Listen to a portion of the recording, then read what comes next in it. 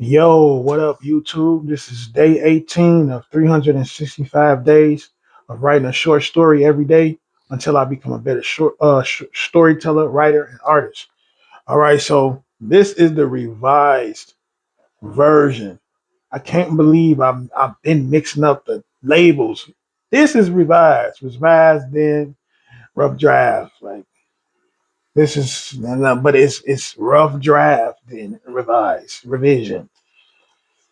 But man, anyways, we all make mistakes. But this is this is the story, part two, revision of driving for you. Orange cones created a borderless pathway through the empty space, then folded inward, forming a crop circular system of angles and curves, one that could only be understood at eye level.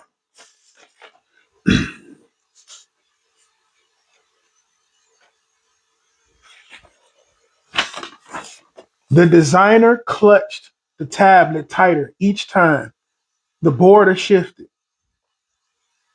Disrupted scribblings etched themselves across the glass surface. His eyes tracked every hasty movement of the steel object, uncertain twitching. It was composed entirely of steel, either an older model or one pilots had never learned to operate correctly.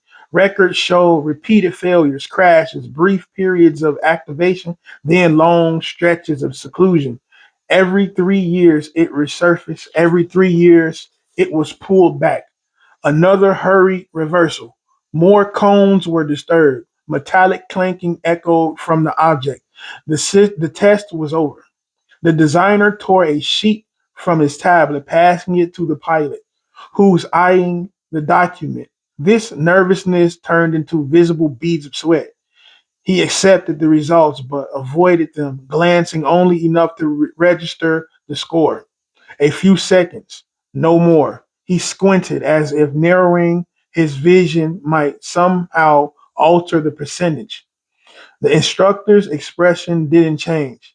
Tight lipped, no reassurance, no encouragement. It was Joshua's third attempt at earning his driver's license. The door swung open.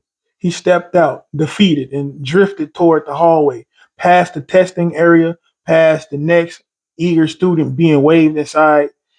The waiting room buzzed with college students, laughter, momentum. He didn't stop. By the time he reached the bus stop, his mind felt weighted, heavy enough to sink. He stood there, still, the feeling clinging to his feet. He had spent weeks prepping for the test, limited his watch time on social media, turned down parties, ignored group chats. On the way home, the discipline cracked. He opened the app.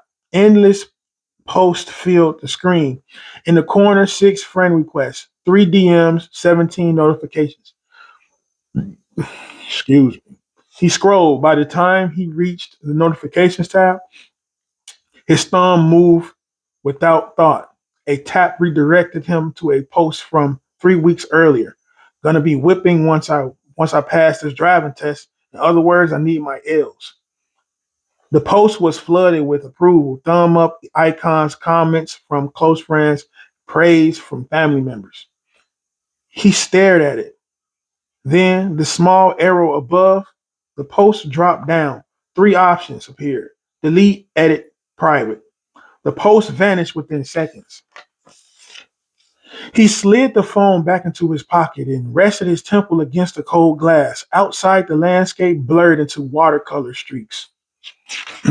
Images surfaced without sound. Two children playing, a sudden car pulling up. One of them struck. The scene jumped, hospital lights, then home. A small boy sitting still, his leg wrapped tight in thick, stiff bandages. Next stop, the automated voice cut through the memory. Hours later, he lay in his room. Instrumentals played softly from YouTube while he tapped through the newest open world game. His phone charged beside him. It buzzed in an incoming call from Kurt. He let it ring. The music continued.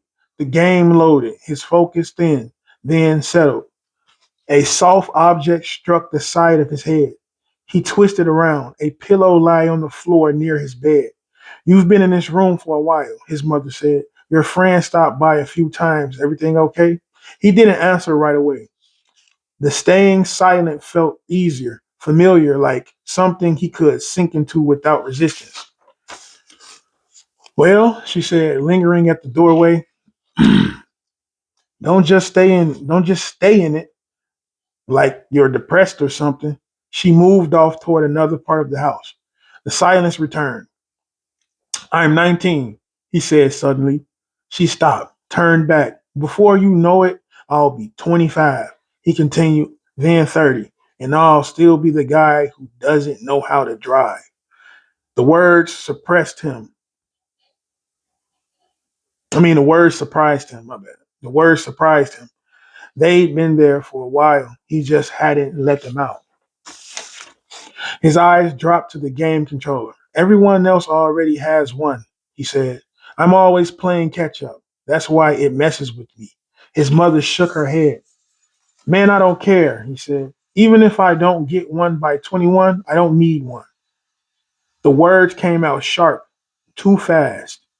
His mother watched him for a moment before speaking.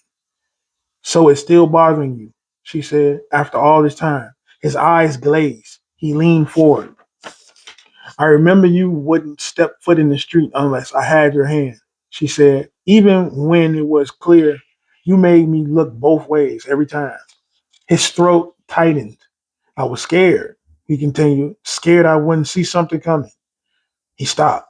For a moment, the room felt smaller. Somewhere inside him, the 8-year-old version waited, still watching the road. Don't live your life in fear, she said. That's what I did for too long. Just be a better driver than that idiot who hit you. And don't do it for anyone else. Do it for yourself. He didn't respond right away. Something loosened in his chest. Not confidence, something smaller, steadier. Yeah, he said finally. It's not like I've never been in a car before. She smiled. He sat there for a moment longer. He sat there for a moment longer, the controller resting in his hands. Then he set it down.